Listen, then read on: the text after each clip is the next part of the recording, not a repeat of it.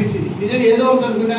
నిజంగా మన ఎంపీపీ కూడా బాగా నాకు, ఎందుకంటే నాకు ఇష్టం వచ్చింది అంటే నా ఇంటికి వచ్చిండు అంటే పార్టీ వేరే ఉండొచ్చు, ఇది ఏంటి ఎంపీపీగా గెలిపించారు, నన్ను ఎమ్మెల్యే గెలిపించిండు.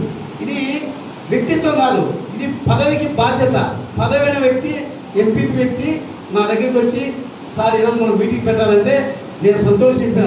ఆయన మనందరం కలిసి వేరే ఆలోచన పెట్టుకోవచ్చు. మనమందరము రాజకీయాల్లో ఆ రోజు ఎలక్షన్ చేసుకునే అయిపోయింది. ఈరోజు మనందరం గెలిపించి నువ్వు మంచి పని చేస్తే నీకు మంచి పేరు వస్తుంది, నేను మంచి పని చేస్తే నాకు ప్రజల మంచి పేరు వస్తుంది, మనందరం మంచి పేరు తీసుకెళ్తున్నాం అని చెప్పి నేను చెప్పడంతో మన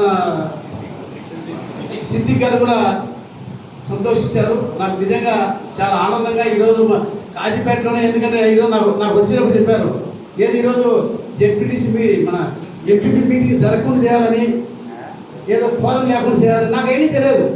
కోరం లేకుండా చేయాలని ఏదో కుళ్ళు కుతంత్రాలు పడినట్టు అవన్నీ మనకు అవసరం లేదు.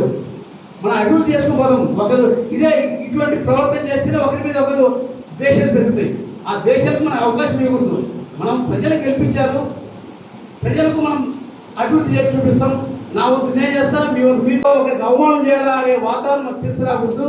నాకు వచ్చేవాళ్ళు ఈరోజు జరగకుండా చేయాలనుకుంటున్నారు, ఏదో అవమానం పరచాలనుకుంటున్నారు. అయ్యా అది ప్రజలు చూసుకుంటారులే, నేను వచ్చేస్తా చూస్తాం లేదు, ఏమైనా ఉంటే ఆలోచిస్తామని చెప్పి నేను సీదా వచ్చినప్పుడు ఇక్కడ చూస్తే మిమ్మల్ని అందరూ చూసిన తర్వాత నాకు చాలా ఆనందం అనిపించింది.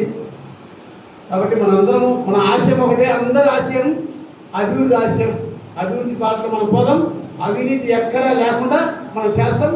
అవినీతి తను ఎవరైనా ఆక్రమించినా, ఎక్కడైనా భూములు ఆక్రమించినా, అక్రమంగా ఏమైనా చేసినా దాని అందరినీ నాతో పాటు మీరు రండి, అరికట్టం ఖచ్చితంగా మనం నీతి నిజాయితీ పరిపాలన చేస్తాం.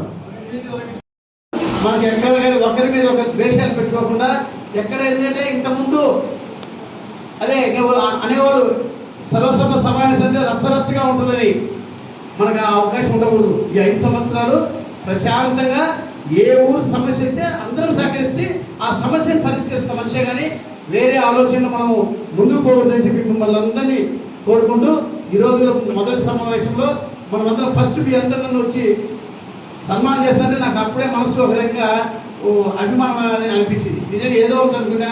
నిజంగా మన